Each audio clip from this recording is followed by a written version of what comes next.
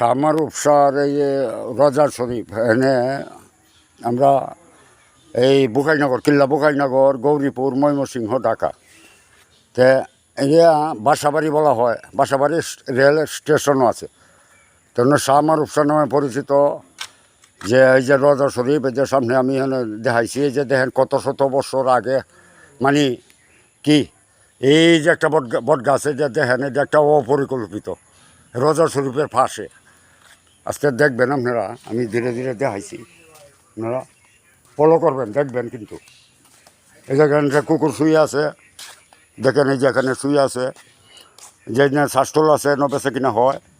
এই যে রজার শরীফ, এই যে লক্ষ্য করে দেখেন, এই যে রজার শরীফ আমি দেখাইছি।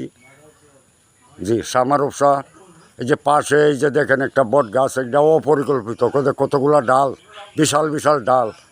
গুড়ির জায়গা বলছি, শোরুম আছে অনেক কিছু মানুষ থাকার মতো, মানে এরকমও জায়গা।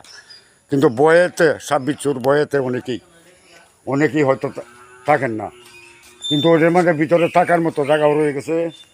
আমি গাছটার নিকটে কাছে যাইছি, দেখবেন এবং ফলো করবেন, আরেকজনদের দেখার সুযোগ করে দিবেন।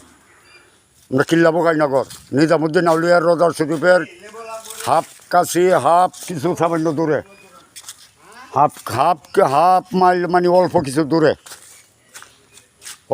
দূরে ওই যে মানে শামার উপসা নামে পরিচিত। এই যে দেখেন এই যে গাছটা দেখেন আপনি কতটুক বড়, আমি কি বলবো, বিশাল বড় গাছ। এই যে পাশে রজার শরীফ, কিন্তু ওই যে বাম পাশে ডান পাশে আমি আপনার দেখাবার চেষ্টা করছি। দেখেন যে কতশো বছর আগে কি বিশাল গাছ এটা। এই যে যেমন রজার শরীফের পাশে শামার উপসা নামে পরিচিত বাসাবাড়ি, কিল্লা বুকাইনগর, ৬ নং ইউনিয়ন, গৌরীপুর, ময়মনসিংহ, বাংলাদেশ। আপনারা এই যে আমি আবার এই পাশে দেখাইছি, এই পাশে আবার দেখেন যে কি বলবো, এটার মধ্যে মানে কিছু জায়গায় শোরুমও আছে। আমি এই ভিতরে এই যে শোরুমটা দেখানোর চেষ্টা করছি, এখানে মানুষ ঢুকতে পারবে, থাকতে পারবে ভিতরে, কিন্তু সাপ বিচ্ছুর বয়েতে অনেকেই ভিতরে যাচ্ছে না, থাকে না।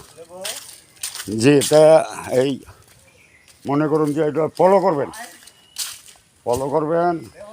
সবসময় ফলো করবেন। আমি চতুর্পাশে এই যে আমি দেখাইছি, এই যে দেখছি, লক্ষ্য করবেন যে রজার শরীফ আমরা নিজামুদ্দিন আউলিয়ার পাশে অল্প কিছু দূরে, এই যে শাবান উৎসব নামে, উনি কাদেম আলামিন নামে পরিচিত। উনি সাক্ষাৎ পাইছি, উনি কাজ করতেছেন ফার্নিচারের রজার পাশে, নিজামুদ্দিন আউলিয়ার রজার শরীফের পাশে কাজ করতেছেন আলামিন। উনির বাপ কাদেম ছিল, উনি নাই, মারা গেছেন। এখন উনির ছেলে, উনির বাপের নাম নাকি আলামিনের,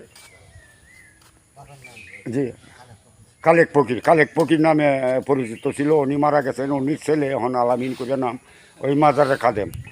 আচ্ছা, আমি বেশিক্ষণ আর রাখবো না, আপনারা ফলো করবেন। আচ্ছা, রাখলাম। আসসালামু আলাইকুম রহমতুল্লাহ ওয়া বারাকাতুহু।